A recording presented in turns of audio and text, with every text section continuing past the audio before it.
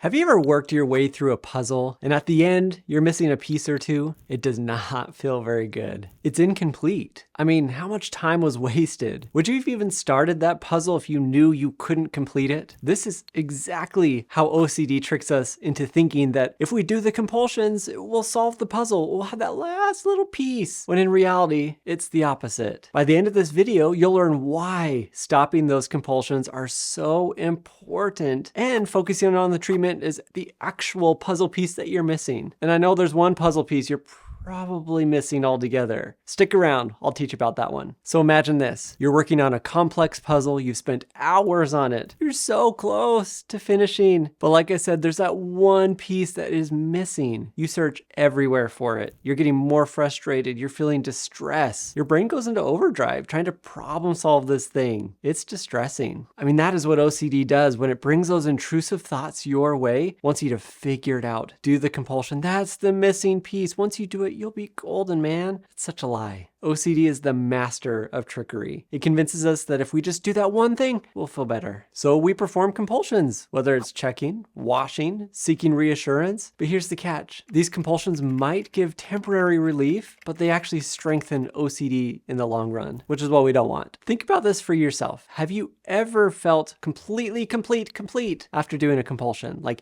yeah, I solved it. I did it. Yoo-hoo! This is it. This was it. I never have to do this again. Probably not. It's like you're putting that puzzle piece in and you're taking another one out, throwing it. I think of compulsions as decoys. They promise resolution, but they bring more anxiety and maybe more compulsions. So what's the real solution? Well, exposure and response prevention. This is the treatment we're using for OCD. It's like the puzzle solver. It involves gradually exposing yourself to those things that trigger you. And we're going to respond differently to that. Over time, your brain learns it doesn't really need to keep warning you of all these dangers. And I'm going to show you exactly how it works right now. Let's say you're afraid of contamination. You might expose yourself to touching doorknobs without washing your hands afterwards. At first, your anxiety might spike, but as you resist the compulsions to wash, your anxiety will eventually decrease. This process helps rewire your brain, which is what we want, right? You can handle this uncertainty, this fear, this distress by practicing it a lot. So how do you do these exposures every day? Regardless of your OCD theme. Did you hear what I said? Regardless of the OCD theme. I know I just talked about contamination, but it works for all of them. So you take your fear, you create steps to face it. Maybe think back at a time where you didn't have all these rules set up. What did that look like? Do that. Act like the person you want to be. We create a fear ladder or a hierarchy. Small steps to face, and we build up to something bigger and bigger and bigger. I have worksheets on this in my online OCD course. If you haven't checked that out, I'm going to put that in the description. It takes you through exactly what you need to know for your OCD and how to treat it. So maybe we're going to keep this simple. You're going to write down all the compulsions that you find yourself doing. Those are those puzzle pieces that just don't fit right. Things like washing those hands, ruminating, asking for reassurance, praying, tapping, pushing a thought away. And you turn those into exposures. Maybe I'm touching those things I normally wouldn't touch. I'm not going to wash my hands. I don't avoid that thing I normally would avoid. I recklessly send a text message to somebody. I go on that date. I make decisions and then not ask for reassurance after. But here's the thing. It's supposed to make you feel anxious. That is when problem solving comes in. It says, find that last puzzle piece. Once you do it, you'll be golden, man. This is it. You're complete. It's just the last one. I promise you. Just do it. Just do it. I know it makes you feel good right now, but in the long run,